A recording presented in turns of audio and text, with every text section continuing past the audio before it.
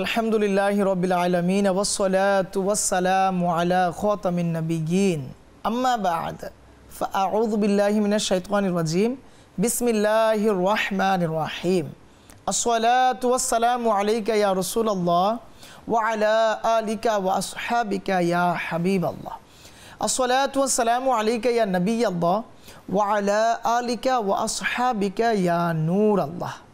প্রিয় প্রিয় মদিনী চ্যানেলের দর্শকবৃন্দ, আপনাদের পছন্দের ধারাবাহিক অনুষ্ঠান সাহাবাদের মাতাগণ নিয়ে আরও একবার আপনাদের সামনে উপস্থিত হয়েছি।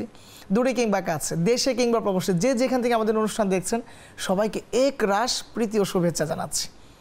আমরা সাহাবাদের মাতাগণ অনুষ্ঠানে এক একজন সাহাবী এবং তাদের মাদের জীবনী নিয়ে আলোচনা করে থাকি। আমরা বিগত পর্বে হযরত সাইয়েদুনা আসমা বিনতে উমাইস রাদিয়াল্লাহু তাআলা আনহার জীবনের যে গৌরবোজ্জ্বল অধ্যায় ছিল তা থেকে কিছু কিছু দিক নির্দেশনা আমরা নিয়েছি, কিছু কিছু বিষয় আপনাদের সামনে আলোচ করেছি। আমরা এই এপিসোডে এর বিস্তারিত বা যতটুকু শেষ করা যায় আমরা জানার চেষ্টা করব। মাদানী জীবন থেকে শুরু করে ওনার ওফাত পর্যন্ত এই যে সময়টা, ওনার সংসার সন্তানাদি এই সব কিছু আমরা স্বল্প পরিসরে আপনাদের সামনে পেশ করার চেষ্টা করব। আসুন আমরা অনুষ্ঠানের শুরুতেই দুরূদ শরীফ পাঠ করার কি ফজিলত রয়েছে এই সম্পর্কে একটি চমৎকার হাদিসে কারিমা শ্রবণ করি। রহমতে দু আলম সাল্লাল্লাহু আলাইহি ওয়াসাল্লাম ইরশাদ করেন, তোমরা যেখানেই থাকো আমার প্রতি দুরূদ শরীফ পাঠ করো, কেননা তোমাদের দুরূদ শরীফ পাঠ আমার নিকট পৌঁছে থাকে। আল্লাহু আকবার। আসুন আমরা নিয়ত করে নিই ইনশাআল্লাহুল কারীম অধিক হারে দুরূদ শরীফ পাঠ করব। সাল্লু আলাল হাবিব সাল্লাল্লাহু তাআলা আলা মুহাম্মদ সাল্লাল্লাহু আলাইহি ওয়াসাল্লাম। প্রিয় মদিনী চ্যানেলের দর্শকবৃন্দ, মায়েরা গড়ে জাতি, এই একটা কথা আছে যে মায়েরা জাতি তৈরি করে, হ্যাঁ, জাতি গঠন করে। আর একজন সাহাবিয়ারা অর্থাৎ সাহাবাদের মাতাগণ গড়েছেন ইতিহাস, যে ইতিহাসের চর্চা আজ হচ্ছে কালও হবে, কিয়ামত অবধি হবে। কেমন ইতিহাস ওনারা রচিত করেছেন। আজ আমরা এমন একজন মহিয়সী নারী সম্পর্কে জানব যিনি তার সন্তানদেরকে বানিয়েছেন জান্নাতের পথিক, আল্লাহ তাআলার সন্তুষ্টির পাথেয় দিয়ে। তো এমন একজন মহিয়সী নারীর আলোচনা আজকেও আমরা করবো এই এপিসোডেও, কারণ বিগত এপিসোডে আমরা এটাকে কমপ্লিট করতে পারিনি। গত এপিসোডে আমরা ওনাদের হিজরত এবং মাদানী জীবনের সূচনা লগ্ন পর্যন্ত ছিলাম। তো আজকে আমরা জানবো এই মহিয়সী নারীর সন্তানাদি সম্পর্কে। হযরত সাইয়েদাতুনা আসমা বিনতে উমাইস রাদিয়াল্লাহু তাআলা আনহার 5 জন ছেলে সন্তান ছিল এবং 3 জন, বিভিন্ন রয়াতে এসেছে 3 জন কন্যা সন্তান ছিল। তো আসমা বিনতে উমাইস রাদিয়াল্লাহু তাআলা আনহার 3বার বিবাহের বন্ধনে আবদ্ধ হওয়ার খবর আমরা পেয়েছি ইতিহাসে, বিভিন্ন কিতাবে আমরা পেয়েছি যে প্রথম বিয়ে হয়েছিল হযরত সাইয়েদুনা জাফর রাদিয়াল্লাহু তাআলা আনহু এবং দ্বিতীয় বিয়ে হয়েছিল সাইয়েদুনা সিদ্দিক আকবর রাদিয়াল্লাহু তাআলা আনহু এবং তৃতীয় বিয়ে হয়েছিল শেরে খুদা কারামাল্লাহু তাআলা ওয়াজহুল কারীমের সাথে। তো এই যে বিবাহের বন্ধনে আবদ্ধ হওয়া, এটা কি এমনিতেই হয়ে গিয়েছেন? এমন এক মহিয়সী নারী তিনি ছিলেন যে উনি নিজের স্বামী, প্রথম স্বামীর ইন্তেকালের সংবাদকে শুনে সহ্য করেছেন, ধৈর্য ধরেছেন। ওই প্রিয়তম ব্যক্তির বিচ্ছেদকে সহ্য করেছেন, যার সঙ্গে দীর্ঘ 14 বছর হাবশায় হিজরতকালীন অবস্থায় কাটিয়েছেন। তার বিচ্ছেদ সহ্য করেছেন। পরবর্তী সময়ে দ্বিতীয় বিয়ে হয় আবু বকর সিদ্দিক রাদিয়াল্লাহু তাআলা আনহুর সঙ্গে, তার বিচ্ছেদ উনি সহ্য করেছেন। পরবর্তী সময়ে আলিউল মুর্তদা শেরে খুদা কারামাল্লাহু তাআলা ওয়াজহুল কারীমের সঙ্গেও কি উনি বিবাহের বন্ধনে আবদ্ধ হয়। এই বিচ্ছেদগুলোর মধ্যে সবচাইতে হৃদয় বিদারক বিচ্ছেদ ছিল আমার আপনার প্রিয় নবী রাসূল আরবি সাল্লাল্লাহু আলাইহি ওয়াসাল্লামের বিচ্ছেদ। কারণ উনি আল্লাহর নবী রাসূল আরবি সাল্লাল্লাহু আলাইহি ওয়াসাল্লামের ইন্তেকালের সময়ও ছিলেন। যারা যত কষ্ট পেয়েছেন, কিতাবে এসেছে যে হযরত সাইয়েদাতুনা আসমা বিনতে উমাইস রাদিয়াল্লাহু তাআলা আনহা অনেক কষ্ট পেয়েছেন। আর সবচেয়ে বেশি কষ্ট পেয়েছিলেন ফাতেমাতুজ জাহরা রাদিয়াল্লাহু তাআলা আনহা, অর্থাৎ আমার প্রিয় নবী সাল্লাল্লাহু আলাইহি ওয়াসাল্লামের কলিজার টুকরা শাহজাদি। তো আমরা গত পর্বে মদিনা শরীফের দিকে ধাবিত হয়েছিল কাফেলা, এর পর্যন্ত এসেছিলাম। তো আমরা মদিনা শরীফ থেকেই শুরু করব। তো আসুন আমরা ভালো ভালো কিছু নিয়ত করে নেই। হ্যাঁ, আমরাও তো আমাদের সংসার চালাচ্ছি, আমাদের সন্তানাদিদেরকে লালন পালন করছি। সেটা কিভাবে করছি, কোন কোন পরিস্থিতি আমার আপনার সম্মুখীন হয়েছে? আদৌ কি আমি খবর পেয়েছি যে আমার স্বামী ইন্তেকাল করেছে?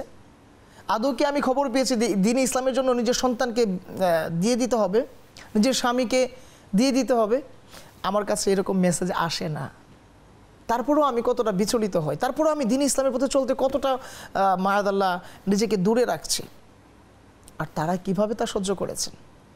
তো হিজরত শেষে মদিনা মুনাওয়ারায় ওনাদের পথযাত্রা শুরু। সবেমাত্র 1 বছর হলো মদিনা শরীফে রসুল আকরাম নূরে মুজাসসাম সাল্লাল্লাহু আলাইহি সাল্লামের সুশীতল ছায়ায় ওনারা কি নিজেদের জীবনকে পরিচালিত করছেন। 8ম হিজরির কথা, সিরিয়ার একটি ছোট্ট শহর মাউতাই সরদার রসুল আকরাম নূরে মুজাসসাম সাল্লাল্লাহু আলাইহি সাল্লামের দূত হযরত হারিস রাদিয়াল্লাহু তাআলা আনহুকে শহীদ করে ফেলল। 8ম হিজরিতে রসুল আকরাম নূরে মুজাসসাম সাল্লাল্লাহু আলাইহি সাল্লামের যে দূত ছিল হারিস বিন উমাইর রাদিয়াল্লাহু তাআলা আনহু, তাকে শহীদ করা হলো। আর এতে রসুল আকরাম নূরে মুজাসসাম সাল্লাল্লাহু আলাইহি সাল্লাম অনেকটাই কষ্ট পায়। যিনি দূত ছিলেন, বিভিন্ন গুরুত্বপূর্ণ পত্রকে বিভিন্ন জায়গায় প্রেরণ করতেন। তো এই ঘটনায় রসুল আকরাম নূরে মুজাসসাম সাল্লাল্লাহু আলাইহি সাল্লাম একটি বাহিনী তৈরি করলেন হারিস বিন উমাইর রাদিয়াল্লাহু তাআলা আনহুর প্রতিশোধ নেওয়ার জন্য। তিনি হারিস বিন উমাইর রাদিয়াল্লাহু তাআলা আনহুর প্রতিশোধ গ্রহণার্থে 3000 সৈন্যের একটি মুজাহিদ দল গঠন করেন।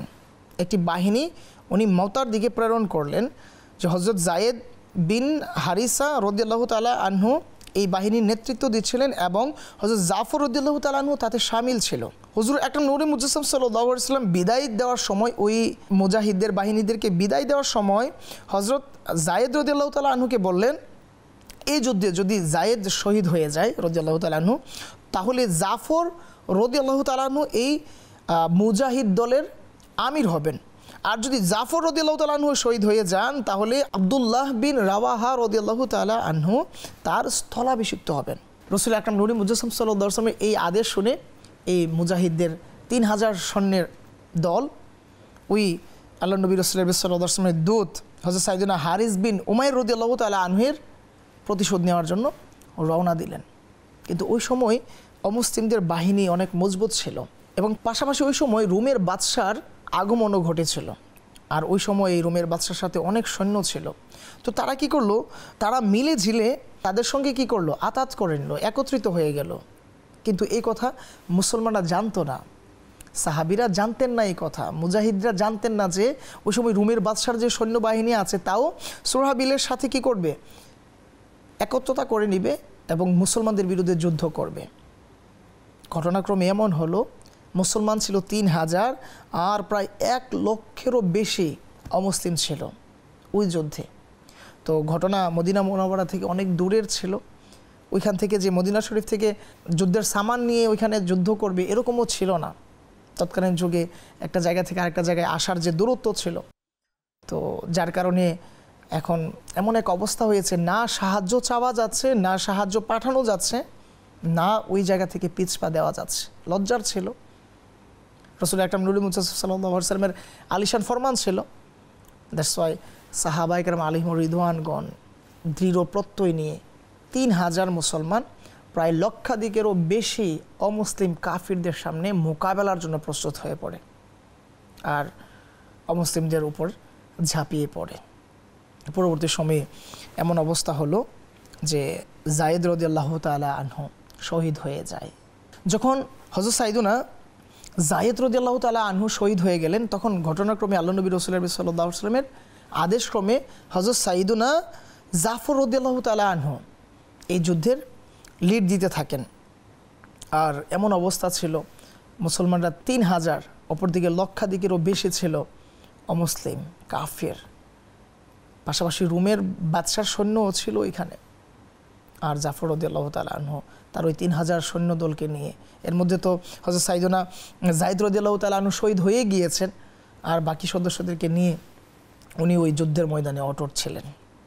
একের পর এক অমুসলিমদেরকে তাদের জমিন থেকে বাস উৎখাত করতে লাগলেন, তাদেরকে বাস মৃত্যুর কোলে ধাবিত করতে লাগলেন, ইসলামের পতাকাকে সমুন্নত রাখতে লাগলেন, হ্যাঁ, সামনের দিকে অগ্রসর হতে লাগলেন। কিন্তু ঘটনাক্রমে হযরত সাইয়েদনা জাফর রাদিয়াল্লাহু তাআলা আনহুর এমন অবস্থা হলো যে শত্রুপক্ষ অমুসলিমরা, কাফেররা তার উপর চড়াও হয়, একের পর এক আঘাত সহ্য করতে হয় জাফর রাদিয়াল্লাহু তাআলা আনহুকে। এমন অবস্থা হয় যে 10টি 20টি নয়, প্রায় 90টি আঘাত তাকে সহ্য করতে হয়। আর এত আঘাত সহ্য করার পরেও হযরত সাইয়েদনা জাফর রাদিয়াল্লাহু তাআলা আনহু ইসলামের ঝান্ডাকে এক মুহূর্তের জন্য দূরে রাখেনি, দূরে সরিয়ে দেননি, বাস সমুন্নত অবস্থায় ইসলামের ঝান্ডাকে ধরে রাখে। এক পর্যায়ে তার হাতকে শহীদ করা হয়, অপর হাতে ইসলামের ঝান্ডাকে ধরে রাখে। পরবর্তী সময়ে তার অপর হাতও শহীদ করা হয়, উনি মুখ দিয়ে কামড় দিয়ে ঝান্ডাকে ধরে রাখে। আল্লাহু আকবার। আমাদের অবস্থা, আমরা একটু অল্প স্বল্প কিছু হলেই কি হয়ে যায়, কতটা বিচলিত হয়ে যায়, কতটা ইবাদত থেকে, দ্বীন ইসলাম থেকে মাআদাল্লাহ দূরে চলে যায়। আর একজন সাহাবী, হ্যাঁ, আল্লাহু আকবার। তো পরবর্তী সময়ে যখন এমন অবস্থা হলো যে তার প্রাণ ভ্রমরা তার মুবারক দেহ থেকে চলে গেল, তখন খবর আসলো যে হযরত সাইয়েদনা জাফর রাদিয়াল্লাহু তাআলা আনহু শহীদ হয়ে গিয়েছে। রাসূল আকরাম নূরে মুজাসসাম সাল্লাল্লাহু আলাইহি ওয়াসাল্লামের এই শক্তিশালী হাত এবং দ্বীনে হকের সাচ্চা ঝান্ডাবাহী শহীদ হয়ে গেলেন। ততক্ষণে ঝান্ডা হযরত আব্দুল্লাহ বিন রাওয়াহার হাতে পৌঁছে গেল। তিনিও প্রচণ্ড বাহাদুরির সঙ্গে লড়াই করে শাহাদাত বরণ করলেন। এ সময় হযরত খালিদ রাদিয়াল্লাহু তাআলা আনহু ঝান্ডা হাতে নিলেন, খালিদ বিন ওয়ালিদ রাদিয়াল্লাহু তাআলা আনহু, এবং মুসলমানদেরকে আহ্বান জানিয়ে বললেন, হে দ্বীনের গাজীরা, জান্নাতুল ফিরদাউস তোমাদের জন্য ইন্তজার করছে এবং যারা পিছু হটবে তাদের জন্য জাহান্নামের আগুন টকবক করছে। সামনে অগ্রসর হও এবং আল্লাহর সন্তুষ্টি অর্জন করো। মুসলমানরা এবার পূর্ণ শক্তি সঞ্চয় করে উঠে দাঁড়ালেন এবং নতুন উৎসাহ উদ্দীপনার সঙ্গে হামলা শুরু করলেন। যুদ্ধ করতে করতে হযরত খালিদ বিন ওয়ালিদ রাদিয়াল্লাহু তাআলা আনহুর 9টি তলোয়ার ভেঙে গেল এবং অবশেষে দ্বীনের গাজীদের অসীম বীরত্ব প্রদর্শনের ফলে নিজেদের থেকে 40 গুণ বেশি শক্তিশালী শত্রুদেরকে পিছু হটাতে বাধ্য করলো। শত্রু সৈন্য পিছু হটে যাবার পর হযরত খালিদ বিন ওয়ালিদ রাদিয়াল্লাহু তাআলা আনহু ইসলামী বাহিনীকে অত্যন্ত মর্যাদার সঙ্গে বাঁচিয়ে ফিরিয়ে নিয়ে আনলেন। আল্লাহু আকবার। সে সময় লড়াইয়ের আগুন প্রচণ্ডভাবে জ্বলছিল। তখন আল্লাহ পাক যুদ্ধের ময়দানের চিত্র হুজুরে পাক সাল্লাল্লাহু আলাইহি ওয়াসাল্লামের সামনে সমুপস্থিত করলেন। তিনি মসজিদে নববীতে উপস্থিত ছিলেন এবং সাহাবায়ে কেরাম আলিম রিদওয়ানগণদেরকে লড়াইয়ের অবস্থা এমনভাবে বর্ণনা করছিলেন যেন তা তার সামনেই উপস্থিত সংগঠিত হচ্ছে। যখন হযরত জাফর রাদিয়াল্লাহু তাআলা আনহুর 2 বাহুই শহীদ হয়ে গেল এবং তিনি শাহাদাতের অমীয় সুধা পান করে নিলেন, তখন হুজুরে আকরাম নূরে মুজাসসাম সাল্লাল্লাহু আলাইহি ওয়াসাল্লামের চক্ষুদ্বয় অশ্রুপূর্ণ হয়ে উঠল এবং তিনি বলতে লাগলেন, আমি জাফর রাদিয়াল্লাহু তাআলা আনহুকে জান্নাতে নতুন 2 বাহু সহ উঠতে দেখছি। হুজুর আকরাম নূরে মুজাসসাম সাল্লাল্লাহু আলাইহি ওয়াসাল্লাম ইরশাদ অনুযায়ী হযরত জাফর রাদিয়াল্লাহু তাআলা আনহু তাইয়ার এবং জুল জানাহাইন 2 বাহু বিশিষ্ট উপাধিতে খ্যাতি লাভ করেন। তারপর যখন হযরত খালিদ রাদিয়াল্লাহু তাআলা আনহু ঝান্ডা হাতে নিলেন, তখন হুজুর সাল্লাল্লাহু আলাইহি ওয়াসাল্লাম বললেন, এখন আল্লাহর এক অন্যতম তরবারি ঝান্ডা ধরেছেন। বস্তুত সেদিন থেকেই হযরত খালিদ বিন ওয়ালিদ রাদিয়াল্লাহু তাআলা আনহুর সাইফুল্লাহ উপাধি স্বীকৃত হয়ে গিয়েছিল। তখনই তিনি সাইফুল্লাহ উপাধিতে বিভূষিত হয়েছিলেন। এই ঘটনার পর হুজুর সাল্লাল্লাহু আলাইহি ওয়াসাল্লাম আসমা রাদিয়াল্লাহু তাআলা আনহার গৃহে গমন করলেন। তিনি সে সময় জাতায় আটা ভাঙা শেষ করে বাচ্চাদের গোসল করিয়ে কাপড় পরিধান করাচ্ছিলেন। হুজুর সাল্লাল্লাহু আলাইহি ওয়াসাল্লাম দুঃখ ভারাক্রান্ত সুর নিয়ে কণ্ঠে বললেন, জাফরের সন্তানদেরকে আমার নিকট আনো। হযরত আসমা রাদিয়াল্লাহু তাআলা আনহা শিশুদেরকে রাসূল আকরাম নূরে মুজাসসাম সাল্লাল্লাহু আলাইহি ওয়াসাল্লামের নিকট আনলেন। তিনি অত্যন্ত দুশ্চিন্তাগ্রস্ত অবস্থায় শিশুদেরকে বুকে তুলে নিলেন এবং তাদের কপালে চুমো দিলেন। রাসূল পাক সাল্লাল্লাহু আলাইহি ওয়াসাল্লামের এই দুশ্চিন্তাগ্রস্ত চেহারা দেখে হযরত আসমা রাদিয়াল্লাহু তাআলা আনহা পেরেশান হয়ে পড়লেন এবং জিজ্ঞেস করলেন, ইয়া রাসূলুল্লাহ সাল্লাল্লাহু আলাইহি ওয়াসাল্লাম, আমার মাতা পিতা আপনার উপর কোরবান হোক, আপনি চিন্তাযুক্ত কেন? জাফরের কি কোনো খবর এসেছে? আপনার এই মলিন চেহারায় আমি ভালো থাকতে পারছি না, কোনো খবর আছে কি? তখন হুজুর সাল্লাল্লাহু আলাইহি ওয়াসাল্লাম ইরশাদ করলেন, হ্যাঁ, জাফর শহীদ হয়ে গিয়েছে। আর এই হৃদয় বিদারক খবর শুনেই হযরত আসমা রাদিয়াল্লাহু তাআলা আনহা তাকে আর ধরে রাখতে পারলেন না। কে পারবে এই অবস্থায়? যেই স্বামীর সাথে 14 বছর হিজরত করেছেন ভিন্ন এক দেশে, সেই স্বামী আজ এই অবস্থায় শহীদ হয়ে গিয়েছে, সেই বিচ্ছেদ কিভাবে সহ্য করবেন? চিৎকার দিয়ে উঠলেন হযরত সাইদাতুনা আসমা বিনতে উমাইস রাদিয়াল্লাহু তাআলা আনহা। তার কান্না শুনে আশেপাশের মহিলারাও চলে আসলেন কি হয়েছে তা জানার জন্য। প্রিয় নবী সাল্লাল্লাহু আলাইহি ওয়াসাল্লাম ফিরে গেলেন এবং উম্মুল মুমিনিনদেরকে, যারা 14 বছর হিজরত করেছেন, ভিন্ন এক দেশে, সেই স্বামী আজ এই অবস্থায় শহীদ হয়ে গিয়েছে, সেই বিচ্ছেদ কিভাবে সহ্য করবেন? চিৎকার দিয়ে উঠলেন হযরত সাইদাতুনা আসমা বিনতে উমাইস রাদিয়াল্লাহু তাআলা আনহা। তার কান্না শুনে আশেপাশের মহিলারাও চলে আসলেন কি হয়েছে তা জানার জন্য। প্রিয় নবী সাল্লাল্লাহু আলাইহি ওয়াসাল্লাম ফিরে গেলেন এবং উম্মুল মুমিনিনদেরকে রাদিয়াল্লাহু তাআলা আনহুমা আজমাইনদেরকে তার খেয়াল রাখার নির্দেশ দিলেন। এর মধ্যে ফাতিমাতুজ জাহরা রাদিয়াল্লাহু তাআলা আনহাও ছিলেন, আর তিনিও তার চাচা জানের বিরহে কাঁদতে লাগলেন। এখানে কয়েকটি বিষয় খুব সুন্দরভাবে পর্যবেক্ষণ হয়েছে। রহমতের দু আলম সাল্লাল্লাহু আলাইহি ওয়াসাল্লাম মসজিদে নববী শরীফে ছিলেন, আর সেই কত দূরে, মাওতায়, মদিনা শরীফ থেকে অনেক দূর ছিল ওই মাওতা, সেখানে যুদ্ধ সংগঠিত হচ্ছিল। আল্লাহ তাআলা পুরো যুদ্ধের চিত্র রহমতের দু আলম সাল্লাল্লাহু আলাইহি ওয়াসাল্লামের সামনে প্রকাশ করে দিলেন। আর রহমতের দু আলম সাল্লাল্লাহু আলাইহি ওয়াসাল্লাম সব ঘটনা পর্যবেক্ষণ করে বর্ণনা করতে লাগলেন। সাহাবীরা এইভাবে অভিমত প্রকাশ করতে লাগলেন যে রহমতের দু আলম সাল্লাল্লাহু আলাইহি ওয়াসাল্লাম মনে হচ্ছে যুদ্ধের ময়দানেই অবস্থান করছেন। তো এই জন্যই তো শায়ের বলেন, আউয়াল ও আখির সব কুছ জানে, দেখে বাঈদো করিব, গাবে কি খবরেं देने वाला अल्लाह का वो हबीब मदनी, अल्लाह अल्लाह अल्लाह ला इलाहा इल्लाहु, अल्लाह अल्लाह अल्लाह ला ইলাহা ইল্লাহু। এটা সাহাবাদের আকীদা। আউয়াল ও আখির সব কুছ জানে, দেখে বাঈদ ও করিব। আমার নবী সাল্লাল্লাহু আলাইহি ওয়াসাল্লাম শুরু থেকে শেষ পর্যন্ত যা কিছু হয়েছে হবে সব জানেন, দেখেন স্পষ্ট, যা কাছে রয়েছে এবং যা দূরে রয়েছে। কত দূরে যুদ্ধ সংঘটিত হচ্ছিল আর রহমতের দু আলম সাল্লাল্লাহু আলাইহি ওয়াসাল্লাম তা পর্যবেক্ষণ করছেন। তো এত সুন্দর আকীদা আহলে সুন্নাত ওয়াল জামাতের আকীদা, তো এত সুন্দর প্রমাণ থাকার পরও, এত সুন্দর ঘটনা থাকার পরও যারা এইসব বিষয়ে আমরা বাট কিন্তু হওয়া এইগুলো বলে থাকি, তাদের একটু ভাবা উচিত যে আমরা কার ব্যাপারে কি বর্ণনা করছি।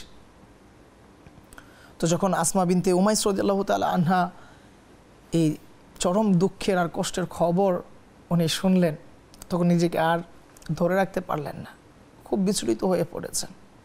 নিজের সন্তানদেরকে নিয়ে কীভাবে উনি জীবন পরিচালিত করবেন, বাকি সময়টা উনি কীভাবে কাটাবেন, এই সব কিছুর দুশ্চিন্তা তাকে গ্রাস করতে লাগলো।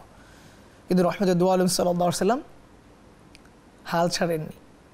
তিনি আসমা বিনতে উমাইস রাদিয়াল্লাহু তাআলা আনহায়ের অভিভাবকত্বের দায়িত্ব নিয়ে নিলেন এবং হযরত সাইয়েদুনা ফাতিমাতুজ জাহরা রাদিয়াল্লাহু তাআলা আনহা এবং উম্মুল মুমিনিন যারা আল্লাহ নবী রাসূল আরবি সাল্লাল্লাহু আলাইহি ওয়াসাল্লামের স্ত্রীগণ ছিলেন, তাদেরকে হযরত সাইয়েদাতুনা আসমা বিনতে উমাইস রাদিয়াল্লাহু তাআলা আনহায়ের দেখভাল করার জন্য নিযুক্ত করলেন।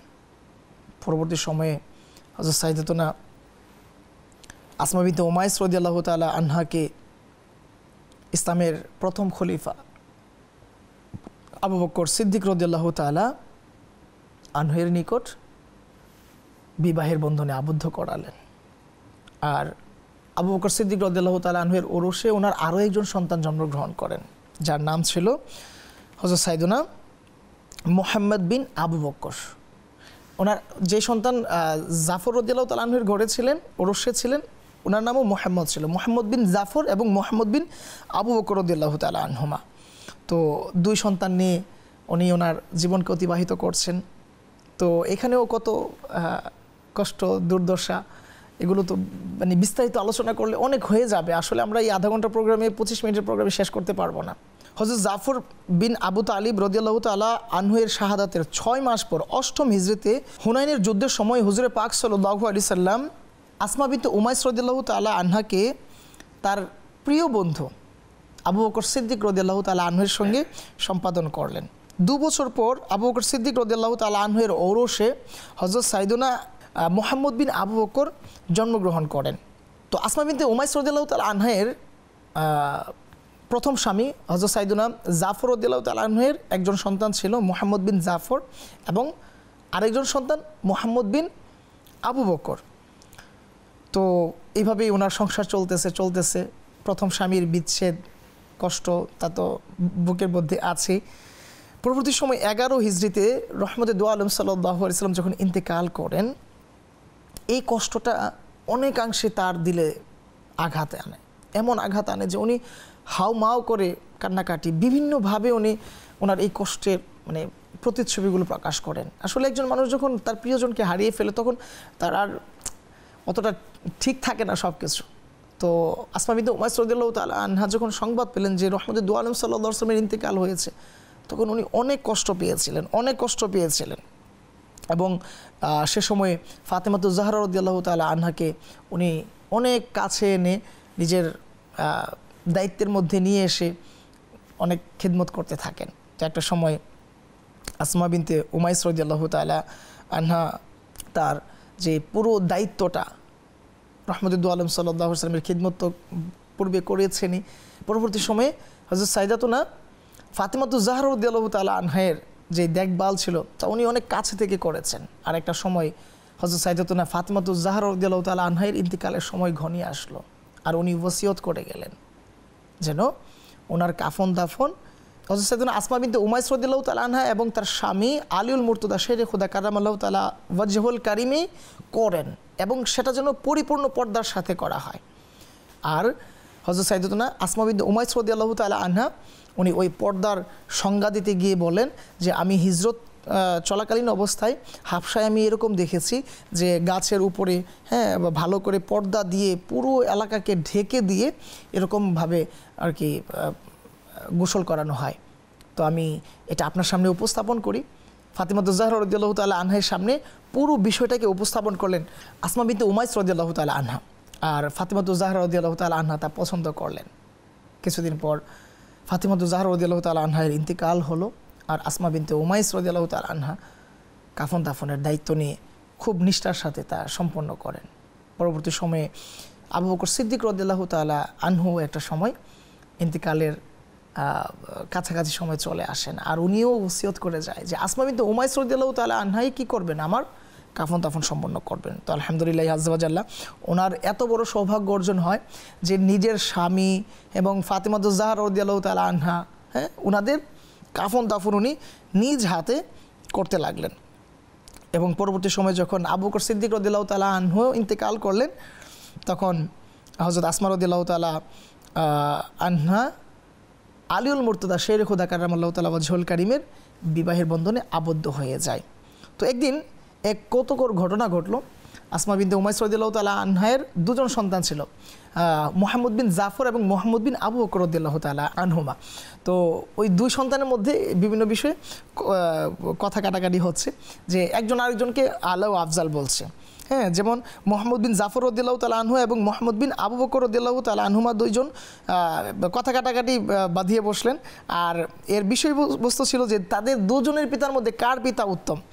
তো এই ব্যাপারে হযরত আলী রাদিয়াল্লাহু তাআলা আনহু দুই শিশুর এই চিত্তাকর্ষক তর্ক শুনতে লাগলেন এবং হযরত আসমা রাদিয়াল্লাহু তাআলা আনহাকে বলতে লাগলেন যে তুমি এই ঝগড়ার মীমাংসা করে দাও।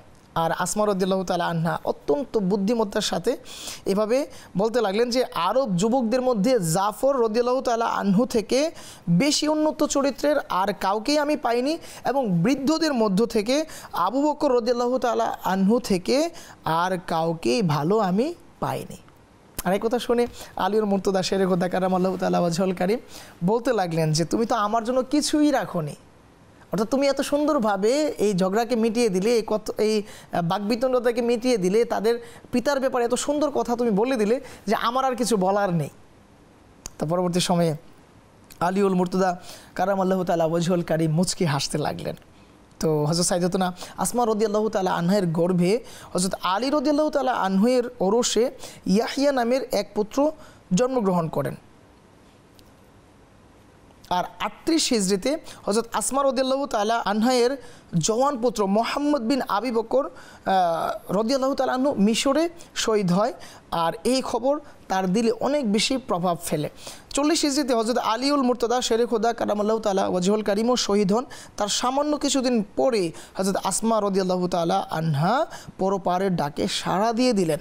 ইন্তিকালের সময় তিনি 4 পুত্র রেখে যায়, আব্দুল্লাহ, মুহাম্মদ এবং আউন।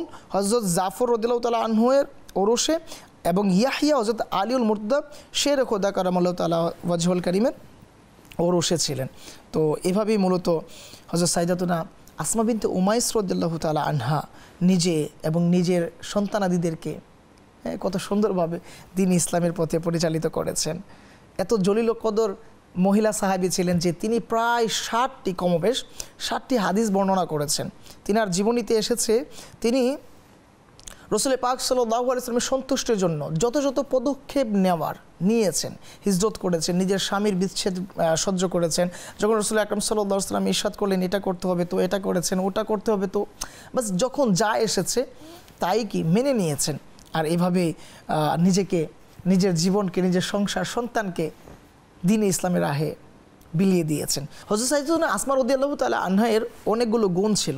এর মধ্যে ঝাড়ফুঁক করার গুণ ছিল। সহিহ মুসলিমে বর্ণনা এসেছে এরকম যে আল্লাহ নবী রাসূলুল্লাহ সাল্লাল্লাহু আলাইহি ওয়াসাল্লাম যখন তার সন্তানদেরকে একটু রুগ্ন শুকনো দেখলেন তখন ইরশাদ করলেন যে হে আসমা, তুমি তোমার সন্তানদেরকে ঝাড়ফুঁক করতে পারো। তখন আসমা রাদিয়াল্লাহু তাআলা আনহা একটি কালাম পাঠ করলেন যা শিরক মুক্ত ছিল, আর তা ফুক দেওয়ার অনুমতি রহমতুল্লাহ আলম সাল্লাল্লাহু আলাইহি ওয়াসাল্লাম প্রদান করেন। এবং ইমাম বুখারী রহমতুল্লাহ আলাইহি এবং আল্লামা ইবনে সাদ রহমতুল্লাহ আলাইহি বর্ণনা করেন যে হযরত সাইয়্যিদাতুনা আসমা রাদিয়াল্লাহু তাআলা আনহা এর স্বপ্নের বর্ণনা করার, ব্যাখ্যা করার এক তীক্ষ্ণ জ্ঞান ছিল, যার কারণে বিভিন্ন ব্যক্তি আসমা রাদিয়াল্লাহু তাআলা আনহার নিকট আসতেন এবং তার কাছ থেকে স্বপ্নের তাবির সম্পর্কে জেনে নিতেন। আর এটা অনেক বেশি সঠিক হতো। এজন্য আমাদের প্রিয় সাহাবী হযরত সাইয়্যিদুনা ফারুক আজম রাদিয়াল্লাহু তাআলা আনহু প্রায়শই আমাদের প্রিয় সাহাবিয়া মুহাম্মদ বিন আবু বকর, মুহাম্মদ বিন জাফর রাদিয়াল্লাহু তাআলা আনহুমা দুয়ের মাতা হযরত সাইয়্যিদাতুনা আসমা বিনতে উমাইস রাদিয়াল্লাহু তাআলা আনহার কাছ থেকে স্বপ্নের তাবির সম্পর্কে জেনে নিতেন। তো প্রিয় মাদানী চ্যানেলের দর্শকবৃন্দ, আমরা শুনছিলাম হযরত সাইয়্যিদাতুনা আসমা বিনতে উমাইস রাদিয়াল্লাহু তাআলা আনহার জীবনের কিছু মূল্যবান, কিছু গুরুত্বপূর্ণ দিক, ওনার জীবনের ঘটে যাওয়া বিভিন্ন বিষয়ের এক সংক্ষিপ্ত বিবরণী। এখান থেকে আমরা কি শিখলাম, আমরা এর উপর কতটুকু আমল করার ইচ্ছা পোষণ করলাম, আমাদের জীবনে কতটুকু ঘটেছে। ওনারা তো নিজেদের স্বামী, সন্তান, সংসারকে বিলিয়ে দিয়েছেন দ্বীন ইসলামের জন্য। আমরা কি করতে পারলাম? আজকে কি আমরা এই সাইয়্যিদাতুনা আসমা বিনতে উমাইস রাদিয়াল্লাহু তাআলা আনহার চরিত্রকে ধারণ করতে পারি না? আমরা কি মুহাম্মদ বিন আবু বকর, মুহাম্মদ বিন জাফর রাদিয়াল্লাহু তাআলা আনহুমা দুয়ের মতো হতে পারি না? আমরাও তো একজন সন্তান না? আমরা কি করলাম আমাদের মাতার জন্য, মাতাগণদের জন্য? আর সাহাবীরা তাদের মাতাগণদের জন্য কি করেছেন? তো এটা নিঃসন্দেহে এক উজ্জ্বল দৃষ্টান্ত আমাকে আমার মায়ের হক বোঝার জন্য, আমার মায়ের সাথে কি ব্যবহার করতে হবে, কতটুকু শালীনতার সাথে চলতে হবে, একজন মাতা হিসাবে আমাকে আমার সন্তানদেরকে কিভাবে লালন পালন করতে হবে, এটা বাস এখনই হয়তো বোঝার সময়। এই অনুষ্ঠান মূলত আমাকে আপনাকে এটাই শিক্ষা দিচ্ছে। তো আসুন না আমরা নিয়ত করি ইনশাআল্লাহুল কারীম সাহাবীরা যেভাবে জীবনকে পরিচালিত করেছেন আমরাও সেভাবে আমাদের জীবনকে পরিচালিত করার চেষ্টা করব, আমাদের সংসার, আমাদের সন্তানদেরকে সেভাবে পরিচালিত করার চেষ্টা করবো ইনশাআল্লাহুল কারীম। আল্লাহ সুবহানাহু ওয়া তাআলা আমরা যা শ্রবণ করেছি এর উপর ভরপুর আমল করার এবং তা অপরের নিকট পৌঁছে দেওয়ার তৌফিক দান করুন। প্রিয় মাদানী চ্যানেল দর্শকবৃন্দ, আমরা দেখতে দেখতে অনুষ্ঠানের প্রায় শেষের দিকে চলে এসেছি। আসবো আমরা আগামী পর্বে নতুন কিছু বিষয় নিয়ে। ততক্ষণ পর্যন্ত ভালো থাকুন, সুস্থ থাকুন, মাদানী চ্যানেল দেখতে থাকুন। সাল্লু আলাল হাবিব সাল্লাল্লাহু তাআলা আলা মুহাম্মদ সাল্লাল্লাহু আলাইহি ওয়াসাল্লাম।